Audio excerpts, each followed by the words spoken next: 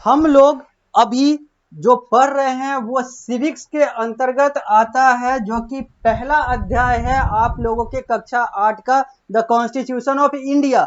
हम लोगों ने इस अध्याय को पिछली कक्षा में शुरू किया था और मैंने बताया था कि कॉन्स्टिट्यूशन होता क्या है, कॉन्स्टिट्यूशन का शाब्दिक अर्थ क्या है, संविधान कहते किसको हैं, और संविधान के बारे में मैंने एक कथन भी बताया था जिसमें संविधान के महत्व की बात हुई थी, जहां पर हम लोग ये समझे थे कि संविधान जो है वो कितना महत्व रखता है किसी एक व्यक्ति के लिए या पूरे समाज के लिए या देश के लिए। अब मैं अपने इस अध्याय को आगे बढ़ाता हूं और इस दूसरी कक्षा में, इस अध्याय के दूसरी कक्षा में अब हम लोग आते हैं पारस प्रकाशन के पृष्ठ संख्या 148 पे, जो कि हम लोगों ने पिछले कक्षा में भी देखा था, जहां पर हम लोगों ने देखा था date of adoption of constitution, यानी कि जो संविधान है उसका डेट ऑफ अडॉप्शन, वो कब इंप्लीमेंट हुआ, कब लागू हुआ, कब उसको अडॉप्ट किया गया, इन सारे चीजों की बात हम लोगों ने पिछली कक्षा में की थी। अब वहीं से आगे बढ़ते हैं। पिछली कक्षा में जो हम लोगों ने बात की थी वो भी पृष्ठ संख्या 148 ही था, और उसी 148 में अब हम लोग आगे बढ़ते हैं और बात करते हैं रोल ऑफ द कॉन्स्टिट्यूशन का, संविधान क्या कार्य, आखिर संविधान करता क्या है, रोल क्या है संविधान का। तो according to Aristotle, constitution is the way of life the state has chosen for itself. Constitution क्या है? तो कॉन्स्टिट्यूशन जो है, संविधान जो है, ये जीवन जीने का एक तरीका है जो कि एक स्टेट यानी कि एक नेशन, एक ऑर्गेनाइजेशन के द्वारा खुद से चुना गया हुआ होता है। मतलब जब एक नेशन, एक ऑर्गेनाइजेशन, यानी कि जब कुछ लोग खुद के लिए अपना वे ऑफ लाइफ चुनते हैं, जीवन जीने का तरीका चुनते हैं, तो उसी को एक शब्द में कॉन्स्टिट्यूशन कहते हैं, उसी को एक शब्द में संविधान कहते हैं। It is a written instrument by which fundamental power of the government are established, limited and defined. यह एक रिटन इंस्ट्रूमेंट है, रिटन डॉक्यूमेंट है, जो कि हम लोगों ने पहले भी बात की थी। यह एक लिखित दस्तावेज है, लिखित हथियार है, लिखित औजार है, लिखित अस्त्र है, जिसके द्वारा लोगों का पावर, लोगों की शक्ति, लोगों का दायित्व, लोगों का अधिकार, ये सारा कुछ लिखा हुआ होता है, डिफाइंड होता है, परिभाषित होता है, और सारा कुछ यहां पर इसी के अनुसार चलता है। आगे, the constitution distributes power among several department for their safe and efficient working for the benefit of the people. जो कॉन्स्टिट्यूशन है, जो संविधान है, वो डिस्ट्रीब्यूट करता है, वो बांटता है पावर को, शक्ति को अलग अलग विभागों में, ताकि सही तरीके से उसका प्रयोग हो सके और लोगों का फायदा, लोगों का नुकसान न हो, लोगों का फायदा हो। The Constitution of India has gone a step further as it also includes the duties of the people. Constitution of India एक और कदम आगे आ जाता है कॉन्स्टिट्यूशन की परिभाषा में, क्योंकि कॉन्स्टिट्यूशन में बेसिकली हम लोग राइट्स की बात करते हैं, पावर की बात करते हैं, यानी कि अधिकार की बात करते हैं और शक्ति की बात करते हैं। लेकिन अगर भारतीय संविधान को देखा जाए तो यहाँ पर हमारे पास फंडामेंटल राइट्स भी है, तो फंडामेंटल ड्यूटीज भी है, हमको अधिकार भी दिया गया हुआ है, तो हमारा कर्तव्य भी यहाँ पर लिखा हुआ है कि हमको क्या क्या करने हैं। सिर्फ अधिकार नहीं, सिर्फ फल नहीं, कर्म की भी बात यहाँ पे की गई हुई है, और यहाँ पर ड्यूटीज की भी बात की गई हुई है कि हमारी ड्यूटी, हमारे कर्तव्य कौन कौन से हैं भारतीय संविधान की अगर बात करते हैं तो, जो कि हम लोग को इस अध्याय में पढ़ना है। Our constitution play the following role. हमारा जो संविधान है, भारतीय संविधान जो है, ये जो कुछ निम्नलिखित जो मैं बताऊंगा पढ़ के, ये कुछ रोल हैं जो कि हमारे संविधान के अंतर्गत निहित हैं। पहला, it defines the form of government, यानी कि constitution defines the form of government. जो संविधान है वो बताता है, वो डिफाइन करता है, वो परिभाषित करता है सरकार का फॉर्म, सरकार का तरीका, सरकार का ढांचा। आगे, it defines the power to be exercised by the organ of the government, the legislature, the executive और जुडिशियरी। ये बताता है, ये परिभाषित करता है कि सरकार के जो अंग हैं, चाहे वो विधायिका हो, चाहे वो न्यायपालिका हो, चाहे वो कार्यपालिका हो, चाहे वो लेजिस्लेटिव की बात हो, चाहे एग्जीक्यूटिव की बात हो, चाहे जुडिशियरी की बात हो, जो कि ऑर्गन ऑफ द गवर्नमेंट सरकार के अंग है, ये भी कॉन्स्टिट्यूशन के द्वारा निर्धारित होते हैं। इनके भी पावर जो है वो कॉन्स्टिट्यूशन के द्वारा निर्धारित होते हैं। शक्ति कॉन्स्टिट्यूशन के द्वारा, संविधान के द्वारा निर्धारित होती है। अगला, it puts limitation on these power and define the rights and duty of the people. यहां पर फिर वही बात आ गई कि यहां पर राइट्स और ड्यूटीज यानी कि लोगों के राइट्स एंड ड्यूटीज, लोगों के अधिकार और कर्तव्य का यहां पर बात किया गया है, भारतीय संविधान में बात किया गया है। आगे, it also define the fundamental right of the people. वही पहले वाले में ड्यूटीज की बात थी, दूसरे वाले में राइट्स की बात है। यानी कि पहले वाले में हम लोगों ने देखा कि कॉन्स्टिट्यूशन जो है, भारतीय संविधान जो है, यह भारत के लोगों के ड्यूटीज यानी कि कर्तव्य की भी बात करता है। तो अगले वाले पॉइंट में हम लोगों ने देखा कि यह हमारे अधिकार की भी बात करता है। आगे, अपार्ट फ्रॉम दीज रोल, इन सारे जो अभी हम लोगों ने ऊपर डिस्कस किया है, इन सारे रोल कार्य के अलावा constitution mirror the culture, economic, political, secular, social and spiritual philosophy and ideas of the country। इसके अलावा जो संविधान है वो एक आईना है या फिर आईना की तरह कार्य करता है या फिर दर्शाता है हमारा सभ्यता, हमारा इकोनॉमी, अर्थशास्त्र, हमारा राजनीति, हमारा समाज, हमारा धर्म निरपेक्षता, ये सारा चीज भी इस संविधान में निहित है और संविधान इन सारे चीजों के लिए भी कार्यरत है, इन सारे चीजों के लिए भी जवाबदेह है। आगे, it serves as a lighted torch in showing the way of the nation. Last में वही बात, अगर रोल की बात करते हैं तो यह एक टॉर्च के तरह, यह एक मार्गदर्शक के तरह कार्य करता है एक देश को, चूंकि हम भारत की बात कर रहे हैं तो भारत को चलाने में। आगे, नीड फॉर लॉज, अब कानून की जरूरत की बात करते हैं कि आखिर लॉ का नीड क्यों। लॉ की बात इसलिए क्योंकि law plus law plus law ही तो कॉन्स्टिट्यूशन है। कानून प्लस कानून प्लस कानून प्लस कानून, यही तो संविधान बनाता है। तो जो कि हम लोगों ने संविधान के परिभाषा में भी देखा था। तो अब हम लोग देखते हैं need for the law, law की आवश्यकता क्यों है, लॉ की जरूरत क्यों है, कानून चाहिए क्यों। आगे, laws are necessary to maintain order in the society. मैंने पिछली ही कक्षा में बताया था, जब लॉ की बात हुई थी तो मैंने बताया था कि लॉ जो है वो आपको दायरा बनाने का कार्य करता है। वो आपको यह बताता है कि आप इसके बाहर नहीं निकल सकते। अगर आप निकलेंगे तो नेसेसरी करेक्टिव एक्शन लिया जाएगा, आपको सुधारने के लिए अलग अलग तरीके अपनाए जाएंगे। तो वो सारी चीजें हैं। अगर आप नैतिकता में रहते हैं तो आपको लॉ की जरूरत ही नहीं पड़ेगी। अगर आप मोरालिटी के अंदर हैं तो मैं बार बार कहता हूं कि law is the foundation, morality is the solution. Morality जो है, नैतिकता जो है, यही उपचार है। अगर आप नैतिकता बनाए रखेंगे तो अपने आप सारा उपचार है। यहां तक कि कहें तो मानसिक, शारीरिक और अलग अलग तरीके से जो बीमारी है वही अपने आप में नियंत्रित हो जाएगी। लेकिन लॉ की बात आती है क्योंकि लोग जो है वो नैतिकता को कागज तक ही सीमित रखते हैं, उसके आगे वो बहुत सारे जो है वो नहीं फॉलो करते। लोग का मतलब है यहाँ पे हम 100% लोगों की बात नहीं करें, लेकिन हाँ 90% से ज्यादा लोग जो है वो ऐसे ही रहते हैं। बात तो नैतिकता की करते हैं लेकिन करते नहीं है। तो जब करते नहीं है तो फिर वहां पर तो चाबुक चलेगी, और वो जो चाबुक है जो दायरे में लाने का कार्य करता है उसी को हम लोग एक आसान से शब्द में लॉ अंग्रेजी में और न्याय और कानून हिंदी में कहते हैं, और इसी से न्याय व्यवस्था चलता है। आगे, laws are necessary to maintain order in the society. Law जो है वो जरूरी है समाज में ऑर्डर यानी कि समाज में एक सही तरीके का व्यवस्था बनाए रखने के लिए। It is a body of rules and principle to govern the affair of the community and to enforce by a political authority. यह क्या है, लॉ क्या है, लॉ की परिभाषा यहां पर दी गई हुई है कि लॉ क्या है।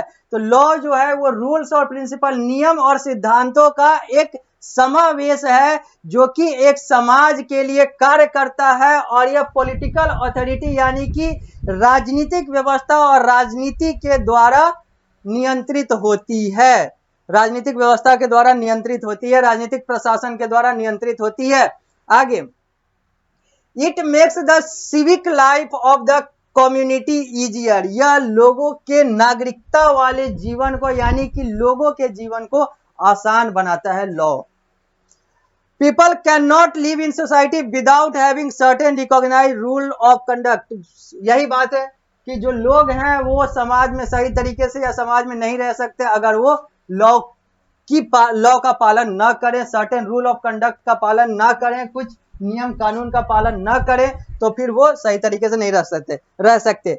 देयर आर सर्टेन, लिखा हुआ है, there are certain set of rules for every action. यहाँ पर हर एक्शन के लिए, हमारे हर कार्य के लिए, हमारे हर प्रतिक्रिया के लिए, हमारे हर चीज के लिए कोई ना कोई कानून बना हुआ है। It becomes important to regularize the civic life of the community. Our social and religious custom like child marriage, infanticide, sati system and the practice of dowry are now illegal. अब वही चीज है कि ये जो संविधान है, यानी कि कानूनों का कानून, कानूनों का सबसे बड़ा कानून संविधान है, कानून प्लस कानून संविधान है। तो यहीं पर उस जब कानून की बात हो रही है, यहाँ पर जब लॉ की बात हो रही है, तो यहाँ पर यही कहा जा रहा है कि लॉ जो है हमारे सिविक लाइफ को, हमारे नागरिक जीवन को बहुत ज्यादा नियंत्रित और बहुत ज्यादा सुचारू रूप से चलाने के लिए एक आवश्यक पहलू हो जाता है। चाहे वो हम चाइल्ड मैरिज की बात करें, यानी कि बाल विवाह की बात करें, या फिर भ्रूण हत्या की बात करें, या फिर सती सिस्टम की बात करें जहां पर विधवाओं को मारने का प्रणाली था, या फिर हम दहेज की बात करें, ये सब चीज जो है कहीं ना कहीं और बड़े स्तर पर कॉन्स्टिट्यूशन और लॉ के कारण नियंत्रित है अभी भारत में। आगे, दीज एविल्स, यानी कि ये जो ऊपर वाले जो भी कुरीतियां हैं, these evils were the main obstacles in the progress of our society and country. ये जो कुरीति है यह हमारे देश और हमारे समाज के लिए एक बहुत बड़ी बाधा है विकास के लिए। आगे, so laws are necessary to remove all ill practices, इसलिए कानून की जरूरत है इन सारे और ऐसे बहुत सारे इल प्रैक्टिस जो कुरीतियां हैं उन सारे चीजों से बचने के लिए, बचाने के लिए। Further discussion on dowry system will enable you to understand the need and role of law. अब हम लोग आगे जब देखेंगे, यहाँ पर अब हम लोग डॉरी सिस्टम पढ़ने जा रहे हैं, मैं आपको डॉरी सिस्टम के बारे में बताऊंगा। तो यहाँ पर यही लिखा हुआ है कि जब आगे अभी इस पुस्तक के अनुसार डॉरी सिस्टम की जब बात होगी तो यहाँ पर आपको आसानी होगी यह समझने में कि कानून क्यों आवश्यक है। आगे, dowry system, the term dowry means wealth of gift given to a daughter at the time of marriage. सबसे पहले तो डॉरी सिस्टम के डॉरी शब्द को जान लेते हैं। सिस्टम मतलब प्रणाली, एक प्रक्रिया होता है, और डॉरी को हिंदी में दहेज कहते हैं। तो उसी दहेज के बारे में जान लेते हैं। तो the term dowry means wealth of gift given to a daughter at the time of marriage. जब विवाह हो रहा होता है, यानी कि विवाह के समय लड़कियों को उपहार देना, पैसा और अलग अलग संपत्ति के तौर पे, अलग अलग चीजों के तौर पे, तो उसी को दहेज कहते हैं। यानी कि शादी के समय, विवाह के समय जब लड़की पक्ष यानी कि लड़की के पिता या फिर लड़की के माता या फिर लड़की के अभिभावक जो हैं वो लड़का पक्ष को संपत्ति, पैसा और अलग अलग चीज उपहार के तौर पर देते हैं, तो उसी को हम लोग दहेज कहते हैं, उसी को हम लोग डॉरी कहते हैं। This system is very common in our country. यह जो प्रणाली है यह बहुत सामान्य है हमारे देश भारत में। Unfortunately dowry has become a social problem leading to suicide and bride burning. कहा जाए तो दुर्भाग्यपूर्ण बात है, और दुर्भाग्यपूर्वक अगर देखा जाए तो डॉरी जो है, यानी कि जो दहेज प्रथा जो है, एक सामाजिक समस्या बन चुकी है, जिससे आत्महत्या और यहाँ पर जो लड़की है यानी कि जिसकी शादी होती है उसको जलाने तक का यहाँ पर बहुत सारा ऐसा उदाहरण मिल जाता है जो कि डॉरी का परिणाम होता है। यानी कि दहेज से जुड़े हुए ये सारे कुछ इल प्रैक्टिसेज हैं जो कि ये बताते हैं कि दहेज जो है वो कितना गलत है। आगे, demand for dowry has reached such dimension that the birth of a daughter is often considered as a financial burden on the family.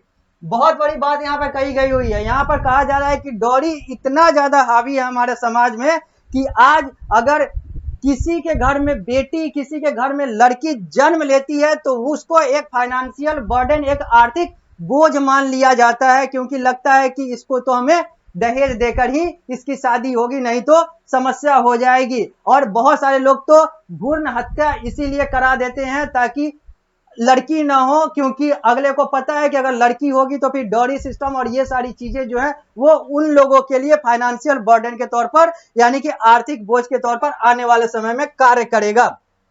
आगे, brides are subjected to various kind of torture and some commit suicide. ये जो वधुएं हैं, यानी कि जो लड़कियां जो विवाह होके जाती है, ये बहुत सारे टॉर्चर, यानी कि दहेज के कारण से, दहेज न मिलने के कारण से, पर्याप्त दहेज न मिलने के कारण से, उनके अनुसार, लड़के वाले के अनुसार दहेज न मिलने के कारण से बहुत सारे टॉर्चर, बहुत सारे ऐसे ऐसे चीजों से उन लोगों को गुजरना पड़ता है, और यहाँ तक कि सुसाइड और ये सारा कुछ, आत्महत्या, ये सारा चीज तो बहुत सारा अब कॉमन हो चुका है।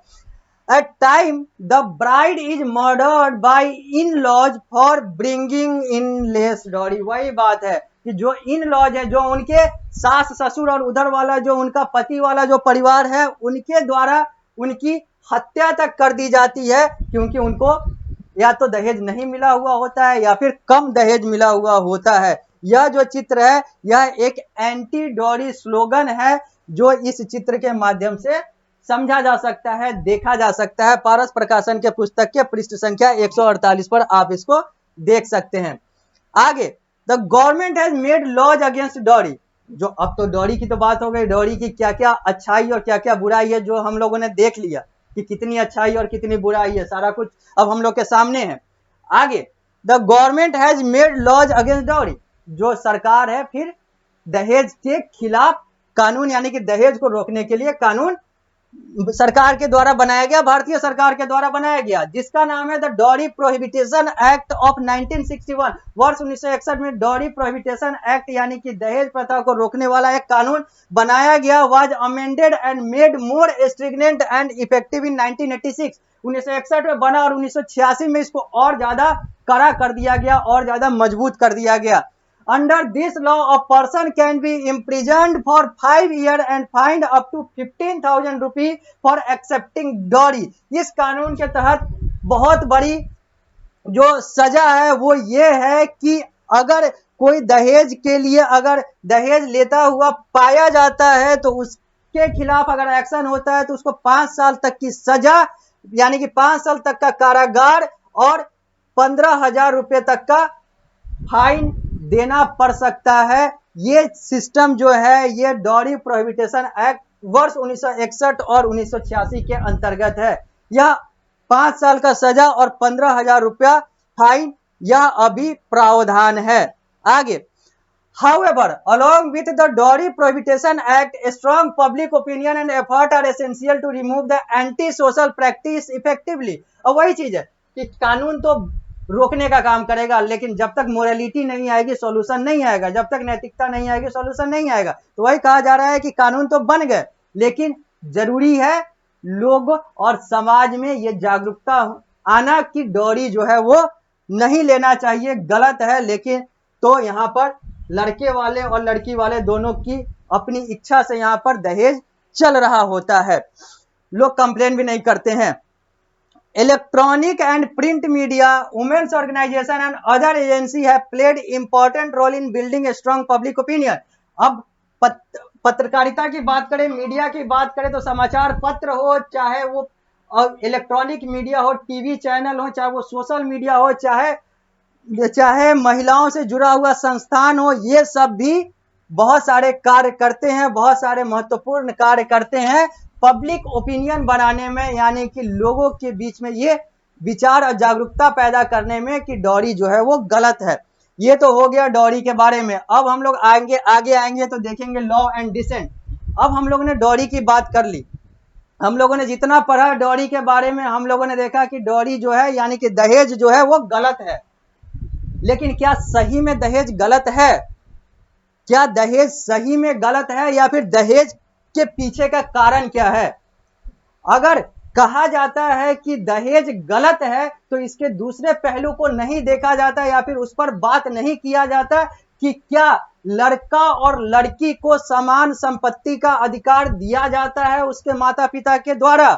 तो ये भी एक बहुत बड़ा पहलू है, क्योंकि लड़कियों, अगर एक घर में एक लड़का और एक लड़की है तो पूरा संपत्ति जो है पहले से मान लिया जाता है, और बाद में भी वही होता है कि ये संपत्ति जो है, इसका उत्तराधिकार जो है वो सिर्फ बेटे के पास है, बेटी तो ऐसे भी पराया धन है। तो मेंटेलिटी यहीं से खराब हो जाती है। अगर आप संपत्ति का अधिकार आधा आधा, अगर दो लोग हैं, एक लड़का एक लड़की, अगर आप संपत्ति का अधिकार आधा आधा नहीं देते हैं तो आप डॉरी का भी विरोध नहीं कर सकते हैं नैतिक तौर पे, क्योंकि डॉरी तो फिर कहीं ना कहीं उससे बहुत कम हो जाता है। तो डॉरी भी गलत तब होता है जब संपत्ति का अधिकार सही से होता, संपत्ति का बंटवारा जो है वो सही से होता है। तो लोग यहाँ पर संपत्ति का बंटवारा नहीं करते हैं, लड़कों को संपत्ति देते हैं, लड़कियों को तो पराया धन मान के विदा कर देते हैं। और जब दहेज की बात आती है तो कहते हैं कि दहेज जो है वो गलत है। दहेज गलत तो बाद में है, पहले तो आप गलत हैं कि आप जो है आपने जन्म के साथ ही अपने लड़के और लड़की का के बीच में एक डिफरेंशिएशन कर दिया, बीच में एक बंटवारा कर दिया कि जो होगा, अगर दो लड़का एक लड़की है तो दो लड़के के बीच में बटेगा, लड़की तो जाएगी दूसरे घर में, और पहले से ही है कि हाँ इसको हम दहेज देकर, पैसा देकर भेज देंगे, विदा कर देंगे। तो ये सारी चीजें हैं। तो दहेज को कहना कि गलत है, गलत नहीं है, और गलत है तो गलत तभी है जब अगर आप संपत्ति का बंटवारा सही से करते हैं, लड़का और लड़की के जेंडर को न देखते हुए सबको समान संपत्ति का बंटवारा में उसको अधिकार देते हैं, तभी जाकर दहेज गलत है, नहीं तो दहेज सही है। दहेज का समर्थन इस आधार पर किया जा सकता है, और दहेज का समर्थन बहुत सारे लोग करते हैं, क्योंकि ये चीजें हैं और ये चीज वास्तविकता है कि अगर संपत्ति का बंटवारा अगर लड़का और लड़की में समान नहीं है तो दहेज फिर कैसे गलत है। और सरकार जो है, सरकार भी एक्शन वहीं पर लेती है जहां पर जनमानस उसको लगता है कि यहाँ पर उसको वोट और मतदान ज्यादा या फिर मत ज्यादा मिलेंगे, और जो चीजें हैं उसके लिए वो फैसला लेती है, कानून बनाती है। लेकिन क्या संपत्ति के बंटवारे के लिए, इन सारी चीजों के लिए इतना स्ट्रिक्ट कानून है? तो बहुत सारी चीजें हैं, इन सारी चीजों पे तो डिस्कशन का और भी बहुत सारा डिस्कशन हो सकता है, लेकिन यह हमारा टॉपिक नहीं है। हम लोग का बस यहाँ पर एक थोड़ा सा टॉपिक था जिसमें हम लोग को देखना था डॉरी सिस्टम। चूंकि यहाँ पर डॉरी सिस्टम के बारे में बहुत कुछ बोला गया, तो यहाँ पर जो दूसरा पहलू जो नहीं लिखा गया है वो मैंने डिस्कस किया। जब डॉरी के बारे में पढ़ेंगे तो पूरा डिटेल में पढ़ेंगे। अब हम लोग आगे बढ़ते हैं और अब बात करते हैं इस कॉन्स्टिट्यूशन ऑफ इंडिया के अंतर्गत लॉ एंड डिसेंट का, यानी कि अब उन सारे पहलुओं की बात करेंगे जो कि आप लोगों को पारस प्रकाशन के पुस्तक के अनुसार और पीएसबीआई के सिलेबस के अनुसार और पढ़ने हैं इस कॉन्स्टिट्यूशन ऑफ इंडिया के अंतर्गत। लेकिन इस कक्षा में हम लोग यहीं तक रुकेंगे, जब अगली कक्षा में आएंगे तो हम लोग इस अध्याय को यहीं से आगे बढ़ाएंगे, जो कि हम लोग का अगला कक्षा संख्या 3 होगा इस अध्याय के अंतर्गत।